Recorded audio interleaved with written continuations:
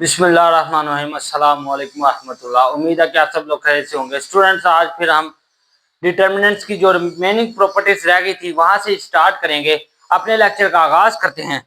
Students, आज फिर पांचवी प्रॉपर्टी को डिस्कस करेंगे डिटर्मिनेंट की। ठीक है, डिटर्मिनेंट की पांचवी प्रॉपर्टी क्या है? पांचवी प्रॉपर्टी में वो ये कहता है कि अगर एंट्रीज हैं किसी रो की या कॉलम की किसी भी स्क्वायर मैट्रिक्स के अंदर, अगर हम उसे किसी भी नंबर के साथ मल्टीप्लाई करें ना, तो जो रिजल्टिंग डिटर्मिनेंट आता है ना उस मैट्रिक्स का, जो रिजल्टिंग मैट्रिक्स का जो डिटर्मिनेंट होता है वो हमारे पास k इंटू डिटर्मिनेंट ए होता है। देखें, ये मैं प्रॉपर्टी लिखूंगा इधर ताकि आपको मजीद समझ आ जाए इस बात की। If all the entries of all the entries of a row, ठीक है, और a column, बात स्क्वायर मैट्रिक्स की ही आपने करनी है। ठीक है स्टूडेंट्स, और a column in a square matrix, in a square matrix are multiplied by, ठीक है, a number, by a number. उससे सपोज हम निकालिए कि वो स्मॉल के है। ठीक है, लेट्स सपोज स्मॉल के जो कि एलिमेंट रियल नंबर है, ये जितने भी रियल नंबर्स वो होते हैं, तमाम रियल नंबर्स। ठीक है, रियल नंबर्स में आपको पता है रियल नंबर क्या होते हैं? Union of rational and irrational numbers. ठीक है, तमाम रियल नंबर्स इसके अंदर से भी हमने कोई एक वैल्यू इनके चूज किया है, और उससे मैंने जो वैल्यू हम तमाम रियल नंबर से हमने चूज की उसे मैंने के कह दिया। ठीक है, देन द डिटर्मिनेंट, तो फिर जो डिटर्मिनेंट है, then the determinant of the resulting matrix, determinant of the resulting matrix,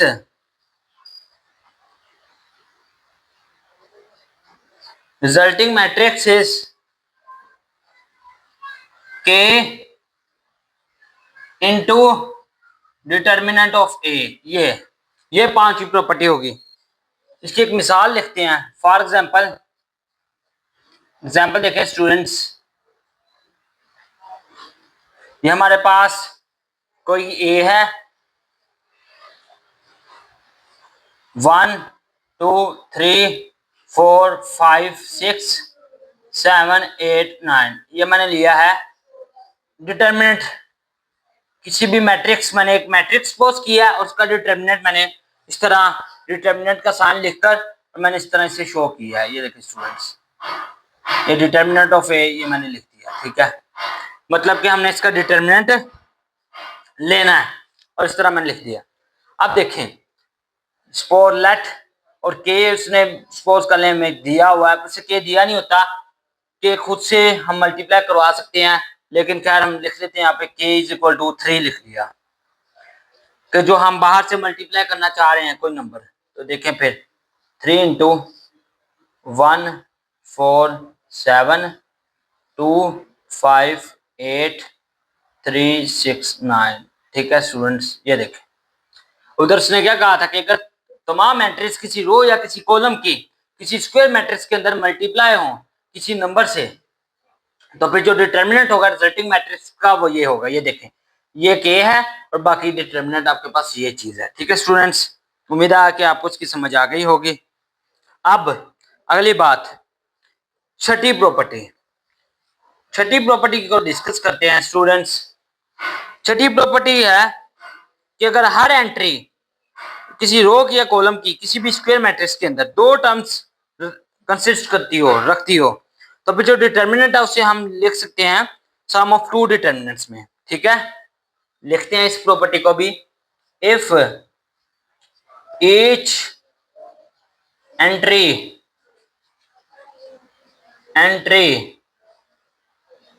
ठीक है, ऑफ अ रो और अ कॉलम, ऑफ अ रो और अ कॉलम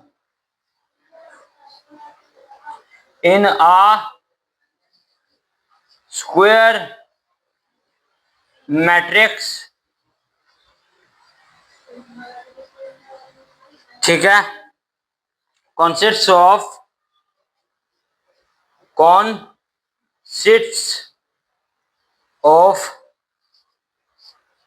two terms, ठीक है, दो टर्म्स हैं। then its determinant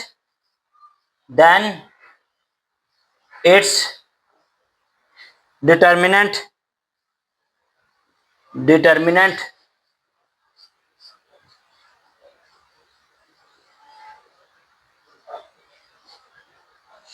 ये जरा थोड़ा मसला यहाँ पे बन रहा है, इसी तरह ठीक कर लेते हैं।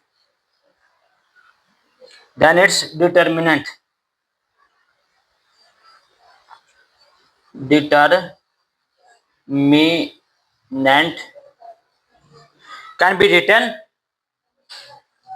can be written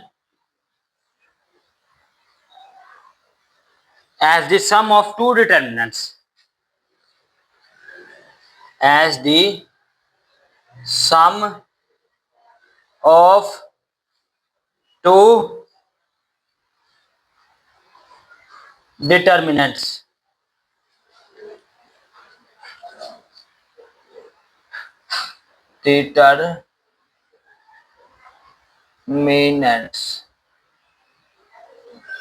मिसाल के तौर पर ये देखें, एक बी हमारे पास मैट्रिक्स है जिसका हमने डिटर्मिनेंट लेना है, ठीक है।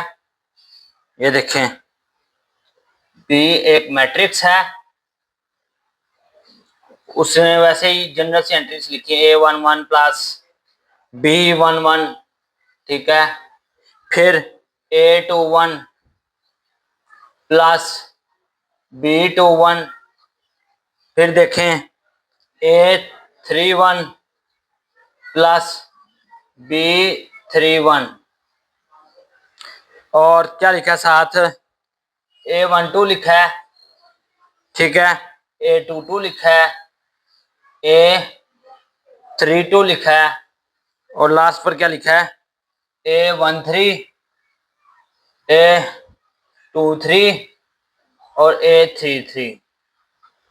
एक मैट्रिक्स है। अब इसका हमने डिटर्मिनेंट लेना है, तो देखिए फिर उसने क्या किया, जब इसका डिटर्मिनेंट लेना है स्टूडेंट्स, फिर देखिए क्या किया, ये बी डिटर्मिनेंट लेना है, तो अब देखें इसी मैट्रिक्स का डिटर्मिनेंट है A11 plus B11, A21 plus B21, A31 plus B31, फिर A12, A22, A32, A13, A23, A33। तो ये किसके बराबर है, इसे हम दो सम में लिखेंगे। पहले क्या किया उसने, A11, A21, A31 इस तरह लिख दिया, पहले इसको एक अलग डिटर्मिनेंट बना दिया उसने। देखें स्टूडेंट्स, A11, A21, A31, फिर देखें A12, A22, A32, फिर A13, A23, A33।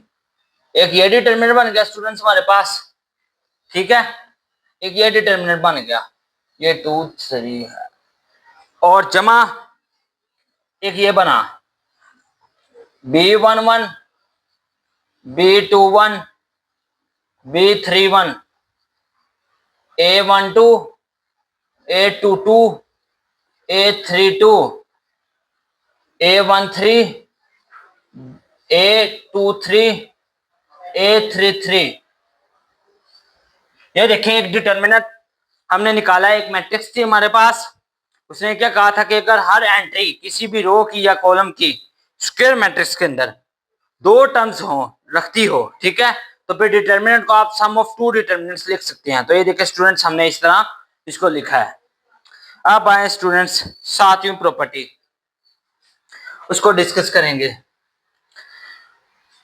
सातवीं प्रॉपर्टी में क्या कह रहा है, कह रहा है कि इफ एनी रो कॉलम हर रो, कोई भी रो या कोई भी कॉलम किसी भी डिटर्मिनेंट का अगर हम मल्टीप्लाई करें किसी नॉन जीरो नंबर के साथ, सपोज कर लें कि वो के है, तो जो रिजल्ट आएगा ना is added to the corresponding entries of another row column, the value of the determinant does not change।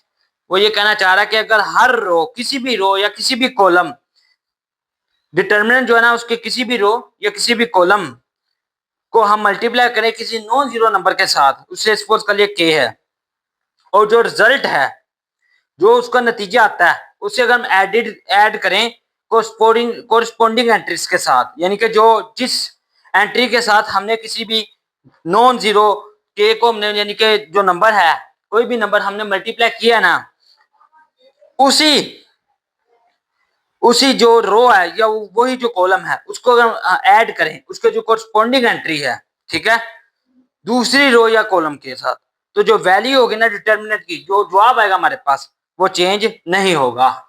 ये देखें, इफ एनी रो, ठीक है, कोई भी रो या कोई भी कॉलम आप ले सकते हैं, रो और आ कॉलम, ठीक है students, of a square matrix. बार स्क्वायर मैट्रिक्स की होनी है यहां पर हमेशा।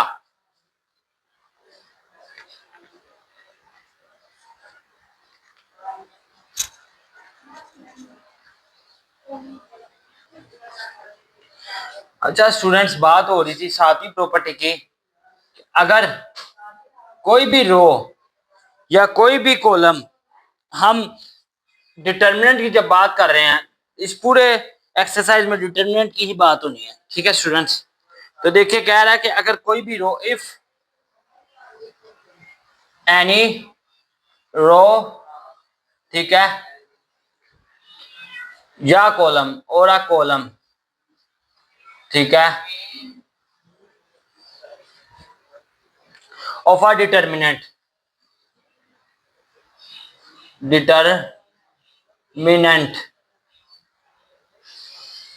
इज मल्टीप्लाइड, हम उसको मल्टीप्लाई करें, ठीक है, बाय नॉन जीरो नंबर के, बाय नॉन जीरो नंबर के, ठीक है, एंड द रिजल्ट, और जो रिजल्ट आए, and the result is added to the कोरिस्पोंडिंग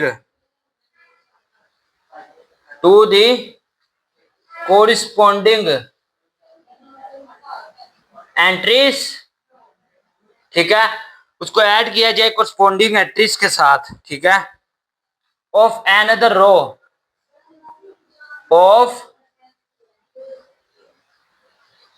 N other row या कॉलम, ठीक है,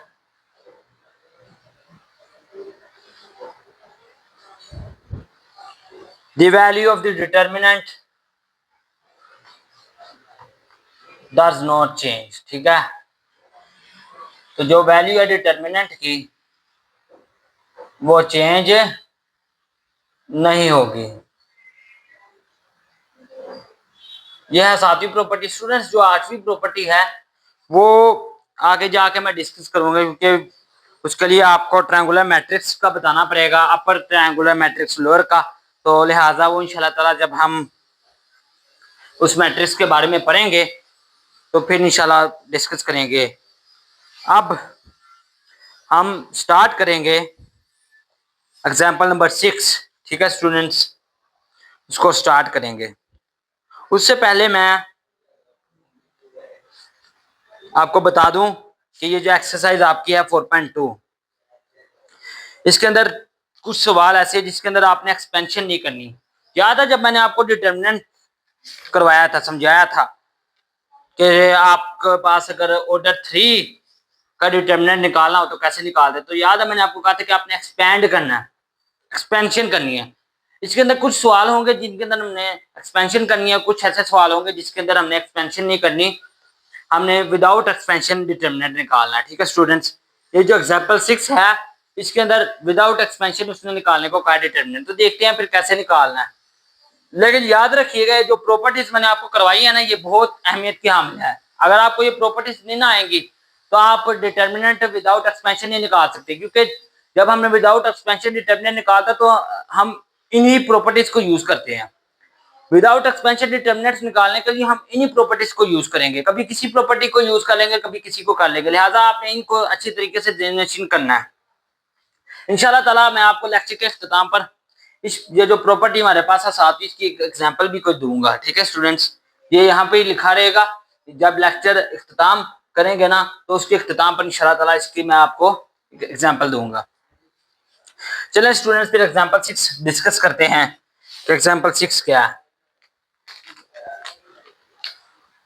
वैसे तो स्टूडेंट्स आपको समझ आ गई होगी इस प्रॉपर्टी की, लेकिन आपको पता है कि जब आप एग्जांपल आपको कोई दी जाए ना तो एग्जांपल से बात ज्यादा समझ आ जाती है। तो इंशाल्लाह ताला कोई एग्जांपल कोई भी डिटर्मिनेंट किसी भी मैट्रिक्स का लेंगे और फिर उसकी एक रो या कॉलम के साथ हम मल्टीप्लाई करेंगे किसी नंबर को, और फिर कोरस्पॉन्डिंग जो उसके कोरस्पॉन्डिंग जो कॉलम होगा या रो होगी उसके साथ हम ऐड करेंगे और देखेंगे, फिर पता लगेगा कि उसने बात की कि वो सही है कि गलत है, उससे हम अंदाजा लगा लेंगे। ठीक है स्टूडेंट, एग्जाम्पल नंबर 6 को सोल्व करते हैं। उसने क्या शो करना है? विदाउट एक्सपेंशन में ये बात शो करनी है। एक्स एक्स एक्स है, ए प्लस एक्स है, बी प्लस एक्स है, सी प्लस एक्स है, बी प्लस सी है, सी प्लस ए है, ए प्लस बी है। इसका डिटरमिनेंट क्या है? वो 0 के बराबर है। स्टूडेंट्स डिस्कस करते हैं इसको। चलिए स्टूडेंट्स फिर इसको सोल्व करते हैं। इसको सोल्व करने के लिए हमें डिटरमिनेंट्स की प्रॉपर्टीज यूज करनी पड़ेंगी। देखें स्टूडेंट्स, इसे जरा गौर से देखें। अगर मैं इस तरह करूं कि मैं ये जितनी भी यानी कि ये देखें कॉलम्स हैं, पहला कॉलम और नहीं सॉरी दूसरा और तीसरा कॉलम जो है इनको अगर मैं ऐड कर दूं आपस में, ठीक है, इन दोनों कॉलम्स को ऐड कर दूं तो बताएं क्या बनेगा? अगर मैं ऐड कर दूं तो जवाब सेम नहीं आएगा। देखें a प्लस एक्स है, b प्लस सी है। जब मैं ऐड करूंगा इसे, आपकी मर्जी, आप कॉलम 3 में ऐड कर दें या कॉलम 2 में ऐड कर दें, आपकी मर्जी है। ठीक है, आपकी मर्जी है। इसमें भी ऐड कर लें, इसमें भी ऐड कर लें, जवाब सेम ही आएगा। देखें a प्लस एक्स इधर है, b प्लस सी उधर है, क्या आएगा जब ऐड करेंगे? a plus B plus C plus X. इधर जब ऐड करेंगे क्या आएगा? इधर b प्लस एक्स है तो c प्लस है, क्या आएगा? a plus B plus X plus C. नीचे भी इसी तरह होगा। तो लिहाजा मैथ का जो भी काम आपने करना है ना वो आपने लाजमी मेंशन करना है, उसको आपने उसकी स्टेटमेंट लाजमी लिखनी है। जो भी काम आपने करना है स्टूडेंट्स, ये बात जनरेशन कर लें। आपको उधर बताना पड़ेगा कि मैं ये काम कर रहा हूँ ताकि एग्जामिनर को कोई प्रॉब्लम ना हो जब आपका वो पेपर चेक करे। अगर आप वैसे ही कर दोगे तो उससे समझ नहीं आएगी, फिर वो आपका नंबर काटेगा। लिहाजा आपने जो भी सवाल सोल्व करना है डिटर्मिनेंट का, बल्कि आपको तो ये जो भी आप मैथमेटिक्स का क्वेश्चन सोल्व करते हैं हर सवाल के साथ आपको लाजमी कोई ना कोई बात लिखनी चाहिए ताकि एग्जामिनर को कोई प्रॉब्लम ना हो। लेकिन ये आप डिटर्मिनेंट की बात करें, इसमें भी आपने जब भी कोई सवाल सोल्व करना, जो काम आप करेंगे वो लाजमी आपने लिखना भी है साथ साथ। अब देखिए मैं लिखूंगा adding the entries of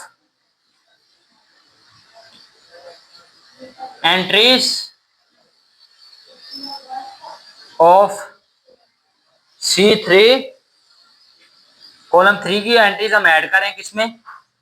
in C2। ठीक है स्टूडेंट्स, C2 में हम एंट्रीज को ऐड कर रहे हैं।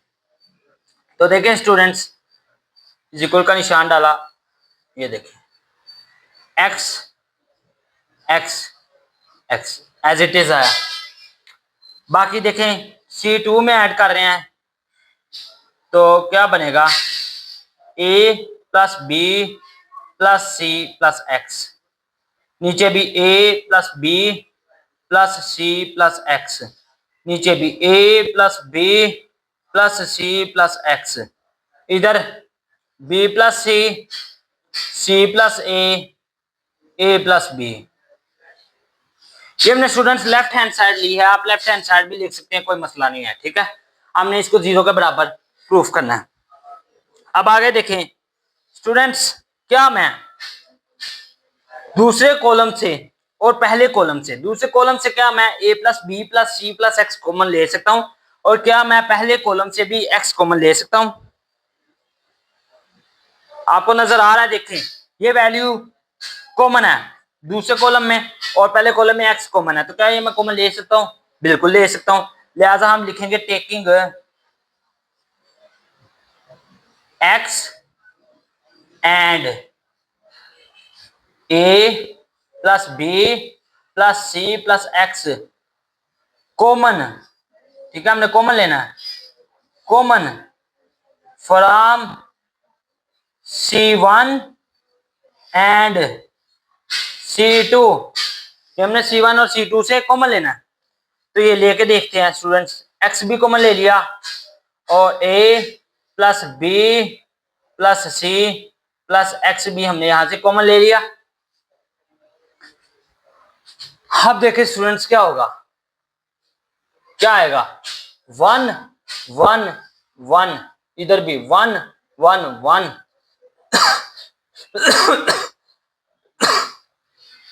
ठीक है स्टूडेंट्स।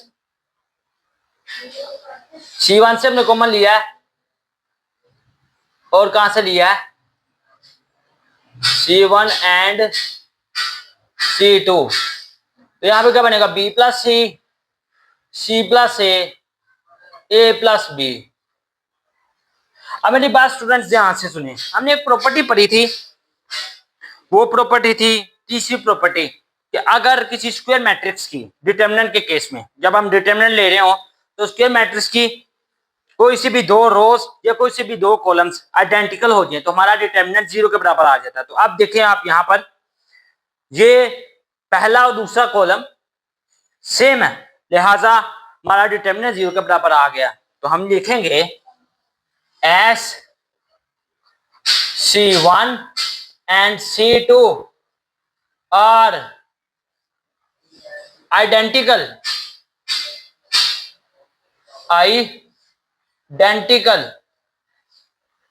so determinant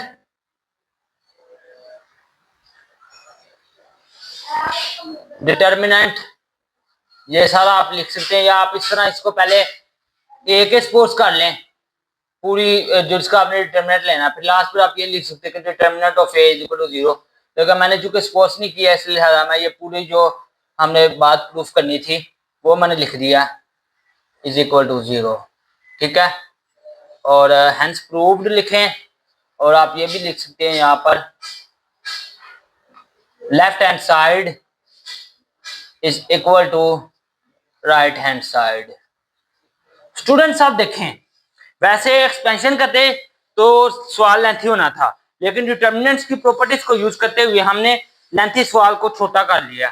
तो देखें, अगर आपको डिटर्मिनेंट्स की प्रॉपर्टीज आएंगी तो आपके लिए सवालों को सॉल्व करना मजीद आसान हो जाएगा। अब स्टूडेंट्स आगे एक नया टॉपिक है, एडजॉइंट क्या होता है। एडजॉइंट आपने पहले भी किया हुआ है, लेकिन आपने वो 2x2 मैट्रिक्स का किया हुआ है। अब यहाँ पर 3x3 भी है, लिहाजा अब हम एडजॉइंट 3x3 का कैसे फाइंड करते हैं वो सीखेंगे। एडजॉइंट ऑफ 3x3 मैट्रिक्स, इसी तरह नीचे करके लिख लेते हैं स्टूडेंट्स ताकि आपको वाज़ेह नजर आ जाए। अगर आपको किसी बात की समझ ना आए तो आप कमेंट्स में पूछ सकते हैं। एडजॉइंट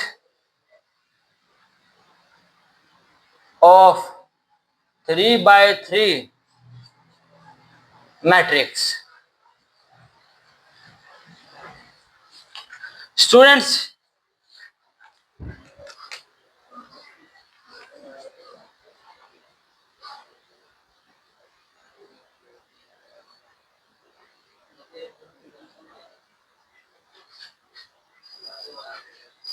स्टूडेंट्स ये जरा सही बात है, नजर नहीं आ रहा, इसे जरा नीचे लिखते हैं और थोड़ा, ताकि आपको सही बात है नजर आ जाए। इधर लिखते हैं adjoint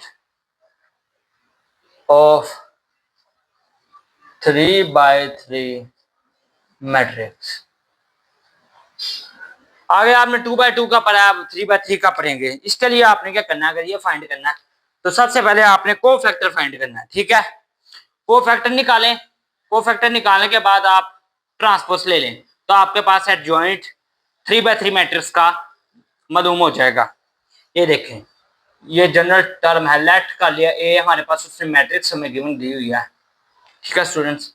A11, A21, A31, A12, A22, A32, A13, A23, A33, ठीक है स्टूडेंट्स। ये उसने हमें मैट्रिक्स गिवन दी हुई है। और मैट्रिक्स के जब कोफैक्टर्स निकालेंगे तो कोफैक्टर आपने निकालने हैं। कोफैक्टर हमारे पास क्या आ गया, cofactor of A is equal to, वो आपको पता है, उसे डिनोट करते हैं इस तरह बराए लिख के, A11, A21, A31, A12, A22, A32, A13, A23, A33।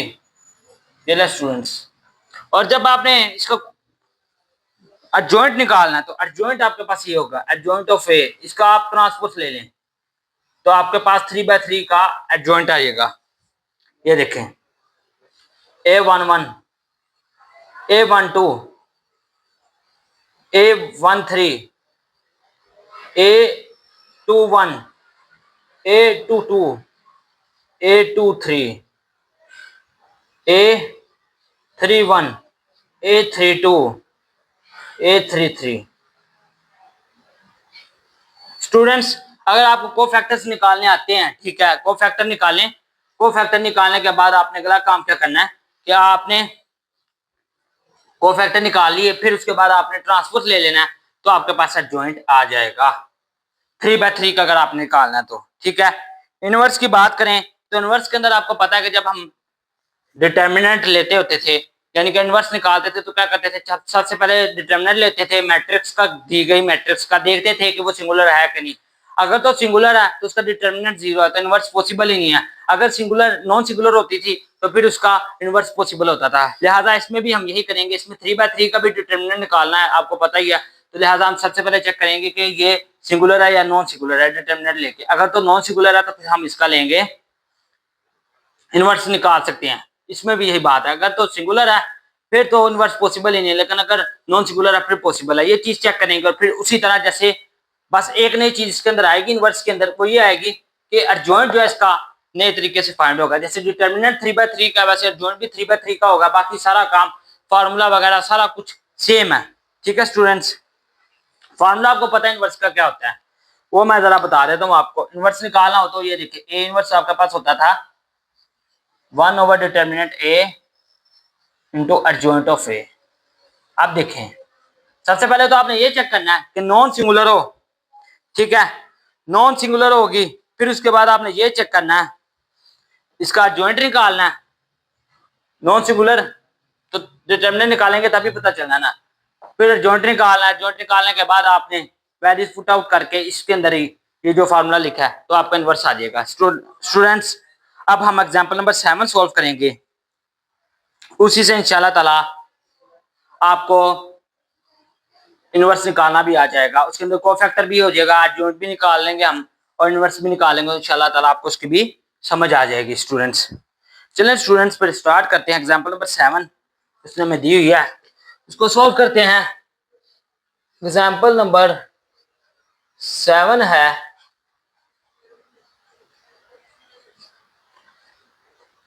Find A inverse. 3 by 3 का आपने फाइंड करना है A inverse if A is equal to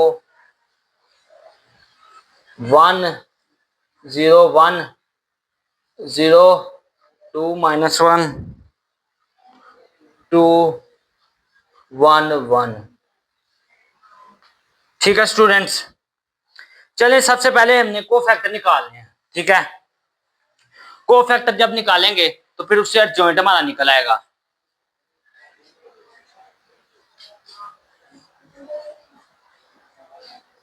students ये थोड़ा सा को नजर नहीं आ रहा, इसको मैं थोड़ा सा कर दूं इधर।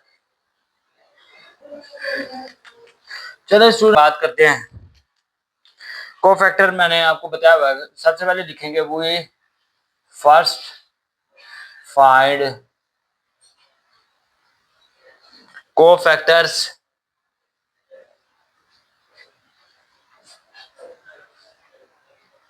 ठीक है students of the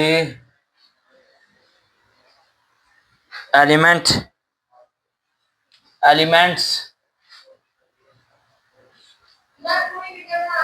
of A, ठीक है स्टूडेंट्स।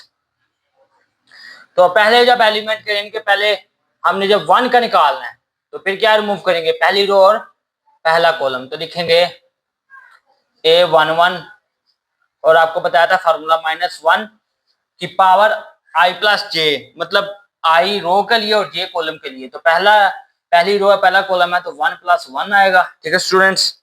और साथ हमने डिटर्मिनेंट लेंगे 2 -1 1 1, ये लें स्टूडेंट्स, -1 का स्क्वायर और साथ क्या है आपने डिटर्मिनेंट। तो ये डिटर्मिनेंट क्या है आपके पास 2 + 1, तो ये क्या बन गया 3, ठीक है। अब देखें ये हमने निकाला है A11। अब A12 पे आ जाएं। A12 के लिए क्या करेंगे, पहली रो और दूसरा कॉलम। तो -1 की पावर 1 + 2 होगा और देखें रिमूव करें, पहली रो दूसरा कॉलम 0 1 1 1, ये आ गया। तो देखिए क्या बना, -1 की पावर 3 और इधर क्या बना 0 -1। और आपको पता है -1 का क्यूब -1 के बराबर होता है। तो -1 को जब -1 के साथ मल्टीप्लाई करेंगे तो क्या आएगा +1, ये हमारा जवाब आ गया A12। अब बात करेंगे A13, ठीक है। A13 निकालना है, यानी कि पहली रो तीसरा कॉलम रिमूव करना है। तो देखिए स्टूडेंट्स पहली रो रिमूव की और तीसरा कॉलम, तो यहाँ पे लिखेंगे -1 की पावर 1 + 3 और डिटर्मिनेंट क्या होगा 0 1 2 -1। तो ये देखिए -1 की पावर 4 1 के बराबर होता है। यहाँ पे 1 लिखें या ना लिखें कोई फर्क नहीं पड़ता, लेकिन मैंने लिख लिया है। और माइनस ये 0 आ जाएगा, -1 को जब 0 के साथ मल्टीप्लाई किया -2, तो ये क्या बना आपके पास -2, ठीक है। अब निकालेंगे A14 A21, ठीक है। A21 निकालें, दूसरी रो पहला कॉलम, तो -1 की पावर 2 + 1 हो जाएगा और साथ डिटर्मिनेंट क्या आएगा, दूसरी रो पहला कॉलम निकालें, दूसरी रो पहला कॉलम 0 2 -1 1, ये डिटर्मिनेंट आया। अब देखिए -1 की पावर 3, -1 का क्यूब आपको पता है -1 के बराबर होता है। यहाँ पे मैंने -1 लिख दिया और इधर क्या बनेगा 0 + 2 -2, ये हमारे पास जवाब आ गया। अब देखेंगे A22, तो A22 दूसरी रो दूसरा कॉलम स्टूडेंट्स। तो देखें दूसरी रो दूसरा कॉलम, तो क्या बचा -1 की पावर 2 + 2 और साथ डिटर्मिनेंट किसका आएगा, दूसरी रो दूसरा कॉलम निकाल दे 0 1 1 1। देखिए स्टूडेंट्स ये +1 आ गया और साथ ये आ गया 0 -1, तो -1 के बराबर होता है, ये आपके पास ये भी -1 बराबर आ गया। अब A23 निकालें, A23 स्टूडेंट्स। तो देखें स्टूडेंट्स क्या बनेगा, -1 की पावर 2 + 3 और साथ डिटर्मिनेंट किसके बराबर आएगा, दूसरी रो तीसरा कॉलम। देखें 1 0 1 -1 आ गया स्टूडेंट्स। -1 की पावर 5 आपको पता ओड नंबर है तो नेगेटिव ही आएगा, तो -1 आ गया और इधर क्या बना डिटर्मिनेंट -1 -0, तो -1 जब -1 के साथ मल्टीप्लाई हो तो क्या +1। अब देखें A31 की बात करते हैं, तीसरी रो पहला कॉलम। तो देखें स्टूडेंट्स, तीसरी रो पहला कॉलम निकालना है तो निकालें। फिर तीसरी रो निकाल दी और पहला कॉलम निकाल दिया, क्या बना? सबसे पहले तो वो लिखेंगे ना, -1 की पावर 3 + 1 और डिटरमिनेंट क्या आएगा? तीसरी रो निकाल दें और पहला कॉलम निकाल दें। 0 2 2 1। ये लें स्टूडेंट्स, -1 की पावर 4 +1 के बराबर होता है, वो लिख लिया। और 0 -4, तो ये आपके पास -4 आ गया। ये लें स्टूडेंट्स, ये भी क्लियर। अब बात करेंगे A32 अगर निकालना है हमने तो A32 निकालते स्टूडेंट्स। तीसरी रो दूसरा कॉलम, -1 की पावर 3 + 2 और साथ ही साथ डिटरमिनेंट ले लें। तीसरी रो है और दूसरा कॉलम है, 1 0 2 1 आ गया हमारे पास स्टूडेंट्स। ये देखें जरा, आप देखें 3 + 2 है, फिर नेगेटिव आएगा, तो ये मैंने यहाँ पे लिख लिया -1 और साथ ही 1 - 0, तो ये क्या बना हमारे पास? -1 आ गया। ठीक है स्टूडेंट्स, अब आगे लास्ट A33 हम निकालेंगे, यानी कि तीसरी रो तीसरा कॉलम स्टूडेंट्स। तो उसको चेक करते हैं। A33 जब हमने निकाला तो -1 की पावर 3 + 3 और तीसरी रो तीसरा कॉलम 1 0 0 2, ये तो आपके पास 0 आ गया। तो यानी A33 आपके पास क्या स्टूडेंट्स? ये गलती तो नहीं है कोई? देखें जरा, नहीं सॉरी 0 नहीं आएगा, ये 2 - 0 आएगा। ठीक है स्टूडेंट्स, A33 -1 की पावर 6 +1 के बराबर वो लिख लिया, और ये 2, तो आपके पास क्या हुआ? 2 आ गया। ठीक है स्टूडेंट्स, अब चेक करते हैं। A113 हमारे पास, ठीक है, A121 है, A13 -2 है, A21 -2 है, फिर A22 -1 है, फिर A231 है, फिर A31 हमारे पास -4 है, फिर A32 -1 है और लास्ट पर A332 है। अब देखें, अब एडजॉइंट निकालना है, ये कोफैक्टर निकालिए। अब एडजॉइंट निकालें। एडजॉइंट के लिए आपको पता है, सबसे पहले जो हमने ये कोफैक्टर निकाले हैं ना, इनको लिखते हैं मैट्रिक्स की फॉर्म में। ठीक है स्टूडेंट्स, तो ये मैंने लिख लिया इसे मैट्रिक्स की फॉर्म में। देखिए क्या बना, 3 -2 -4 1 -1 -1 -2 1 2। अब इसका एडजॉइंट निकालें, ट्रांसपोज ले लें तो आपके पास आ जाएगा 3 1 -2, रो में था कॉलम में चला गया, -2 -1 1, रो में था कॉलम में चला गया स्टूडेंट्स। इसी तरह -4 -1 2, ये हमारे पास आ गया, ये एडजॉइंट आ गया। अब लास्ट चीज रह गई है डिटर्मिनेंट। डिटर्मिनेंट आपको पता है कोफैक्टर से भी हम डिटर्मिनेंट निकाल सकते हैं, मैंने आपको तरीका बताया था। उसके लिए क्या होता है, जो पहला एलिमेंट, जैसे हम एक्सपेंशन करते हैं ना डिटर्मिनेंट की, जो हम पहला एलिमेंट बाहर रख लेते हैं। ठीक है स्टूडेंट्स, और बाद में फिर हम उसी तरह वैल्यूज पुट आउट कर देते हैं, उसी तरह इधर करेंगे। अब देखिए A11 यहाँ पर क्या होगा? 1 होगा, 1 बाहर निकाला, और जो हमने डिटर्मिनेंट निकाला वो क्या हमारे पास? A11 का, यानी किसका? 3 है। इसी तरह जब ये 0 बाहर निकालेंगे तो क्या इसका क्या जवाब आया हुआ हमारे पास? ये देखें जरा स्टूडेंट्स, हाँ जी, A12 का क्या जवाब आया हुआ है? 1, ये ले। इसी तरह A13 जब निकालें, 2 निकाला, तो इसका क्या जवाब आया हुआ हमारे पास? -2। ठीक है, तो इसी तरह पुट आउट करेंगे। देखें, सिंस वही तरीका जो मैंने आपको 3/3 मैट्रिक्स का डिटर्मिनेंट खोलने का बताया हुआ है। स्टूडेंट्स, अजान हो जाए फिर इंशाल्लाह लेक्चर का आगाज करते हैं स्टूडेंट्स चलें फिर डिटर्मिनेंट का, जैसा कि आपको पता है, मैंने आपको बताया हुआ है कि कैसे फाइंड आउट करते हैं कि 3/3 का, वो वाली चीज हमने यहाँ पर लगानी है। ठीक है, मैंने आपको इसका जब कोफैक्टर हमने फाइंड आउट किया था तभी मैंने आपको सारे डिटरमिनेंट का तरीका बताया था, उसी तरह आप करेंगे। क्योंकि हमने A11 एक्सपेंड जैसे करते हैं वो वाला तरीका लगाया अभी तक। क्योंकि जब कोफैक्टर निकाल लेते हैं उसके बाद जो उसका फार्मूला होता है वो ये होता है। अगर आपने डिटरमिनेंट निकालना हो स्टूडेंट्स तो इसका लास्ट पर ये फार्मूला होता है। ठीक है, तो आप देखें स्टूडेंट्स, फिर हम डिस्कस करते हैं इसको। ठीक है, और अपना जो टॉपिक है उससे खत्म करते हैं। अब देखें वही वाला फार्मूला डिटरमिनेंट है, आपको पता है बराबर होता है इसी चीज के A11। ठीक है, A11 यानी कि ये वो एलिमेंट है जो आपने बाहर एक्सपेंड जब करते हैं तब बाहर लिखते हैं, और ये वो जो डिटरमिनेंट की वैल्यू है जो आपके पास आती है। ठीक है, इसी तरह आगे देखें, जमा A12 A21 और जमा A13 और A31। ठीक है स्टूडेंट्स, सॉरी 13, ये वही A13, ये मिस्टेक होगी यहाँ पर 13 लिख दिया और इधर भी 12 करूंगा।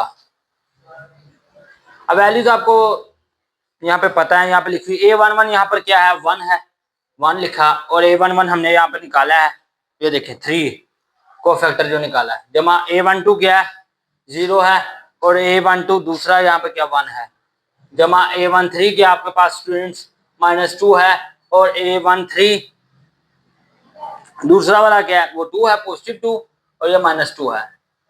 ये क्या है आपके पास 3 + 0 -4, आपके पास क्या आ गया स्टूडेंट्स -1। अब वैल्यूज पुट आउट करते हैं और इनवर्स निकालते हैं। तो देखिए स्टूडेंट्स, ए इनवर्स का फार्मूला आपको लिखवाया हुआ मैंने 1/A multiply by 1/, determinant A multiply by adjoint A, ये 1/-1 है डिटर्मिनेंट, और एडजॉइंट आपके पास स्टूडेंट्स क्या आया है, ये है 3 1 -2 -2 -1 1 -4 -1 और 2। अब देखें स्टूडेंट्स, ये आपके पास एडजॉइंट है। अब -1 से साइन ही चेंज हो गए, बाकी वैल्यू वही रहेगी, सिर्फ साइन का साइन तब्दील हो जाएगा। -3 आ गया, -1 आ गया, +2 आ गया, +2 आ गया, +1 आ गया, -1 आ गया, +4 आ गया, +1 आ गया, -2 आ गया। ये हमारे पास स्टूडेंट्स इनवर्स आ गया, रिक्वायर्ड आंसर हमारा आ चुका है। स्टूडेंट्स, आज का जो आज की जो लास्ट बात जो आपके साथ करनी है वो है उसकी मिसाल आपको देनी है, जो हमने 7वीं प्रॉपर्टी आज पढ़ी है कि अगर हम किसी भी रो या किसी भी कॉलम के साथ मल्टीप्लाई करें, लेकिन वो डिटर्मिनेंट की बात कर रहे हैं, तो डिटर्मिनेंट के ही किसी रो या किसी कॉलम के साथ अगर हम किसी बार से किसी नंबर के साथ मल्टीप्लाई करें और फिर हम कोरस्पॉन्डिंग रोज या कॉलम के साथ ऐड करें तो डिटर्मिनेंट की जो वैल्यू वो चेंज नहीं होती। ये बात अभी देखेंगे। ये देखें स्टूडेंट्स, एक मैंने यहाँ पर डिटर्मिनेंट निकालना है। स्टूडेंट्स, अगर आपने नोट कर लिया हो तो इसको रेस कर देते हैं यहाँ से, ठीक है, ताकि इधर ही इसके नीचे ही आपको मिसाल मैं दे सकूं।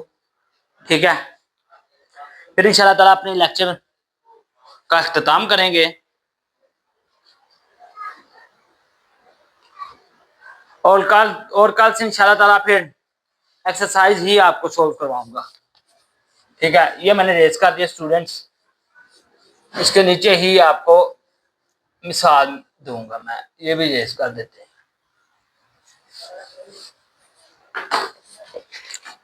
वैसे तो 7 ही दिन चाहिए थी। ये देखें, ये मेरे पास एक मैट्रिक्स है, मैट्रिक्स नहीं मैं ले रहा, वैसे ले रहा हूं मैं यहाँ पर। मैं तो कहता हूँ ये भी रेस कर देते हैं, लेकिन खैर चलें, यहाँ पे आपको बता देता हूँ।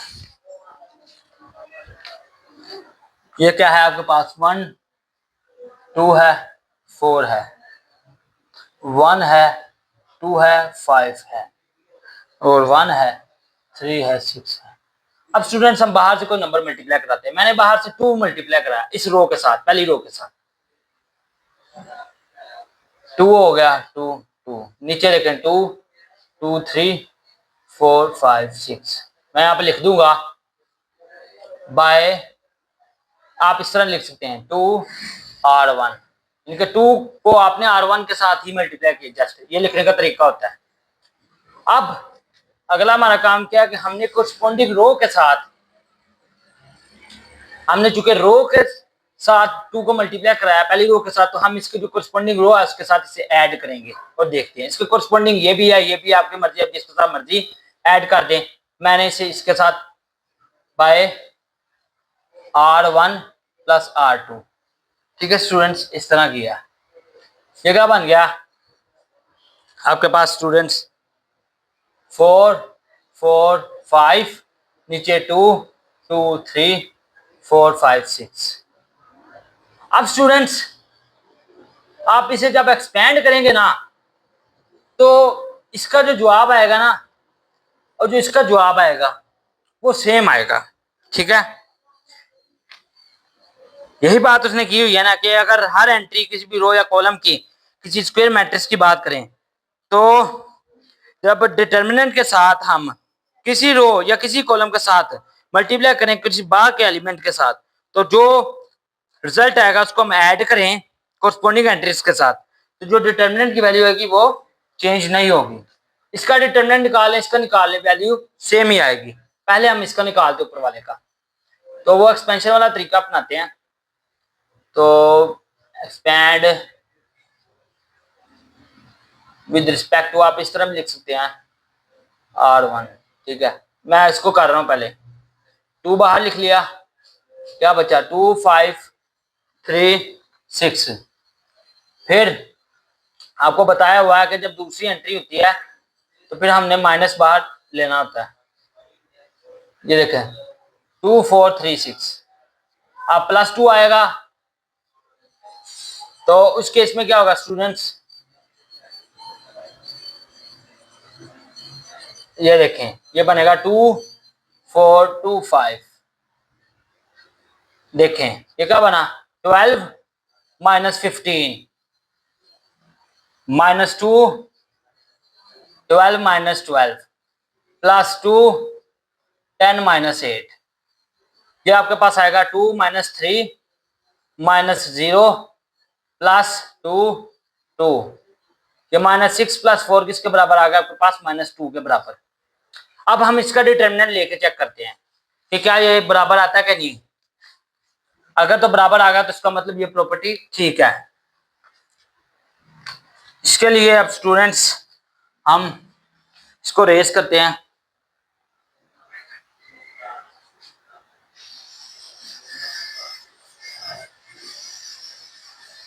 इतना ही ठीक है बस स्टूडेंट्स। देखें अब इसका डिटर्मिनेंट हमने लेना है और चेक करना है कि क्या ये दोनों का डिटर्मिनेंट सेम आता है। आप देखें एक्सपेंड कर दे इसको be with respect to R1 R1, ठीक है स्टूडेंट्स। तो देखें फिर 4 बाहर आ गया 2 5 3 6। फिर देखें -4 बाहर आ गया और 2 4 3 6। फिर देखें +5 बाहर आ गया +5। ये इधर नीचे लिख लेते हैं स्टूडेंट्स ताकि आपको सही नजर आए। +5 बाहर ले लिया, ये देखें 2 4 2 5। ओपन करें 4 इंटू 12 माइनस 15 -3 -4 इंटू, ठीक है स्टूडेंट्स। ये क्या बनेगा 12 माइनस 12 0 और +5 और ये देखें 10 माइनस 8 2 और ये देखें -12 प्लस 10 -2 नहीं आ गया। ये देखें यही बात हमने साबित करनी थी कि अगर हम किसी भी एंट्री को यानी कि एक पूरी रो या पूरी कॉलम के साथ हम कोई भी नंबर को बाहर से मल्टीप्लाई करवाएं या हम वो मल्टीप्लाई करवा कर फिर भी कोरस्पोंडिंग एंट्री के साथ किसी भी कोरस्पोंडिंग एंट्री के साथ ऐड करें, तो ऐड करने के बगैर यानी कि जस्ट मल्टीप्लाई करें उसका डिटर्मिनेंट, और जब हम कोरस्पोंडिंग एंट्री के अंदर ऐड करके जो हमारे पास डिटर्मिनेंट आएगा दोनों का जब डिटर्मिनेंट निकाले तो हमारे पास जवाब सेम आएगा। ये देखें आपके सामने है जवाब में कोई फ़र्क नहीं आया।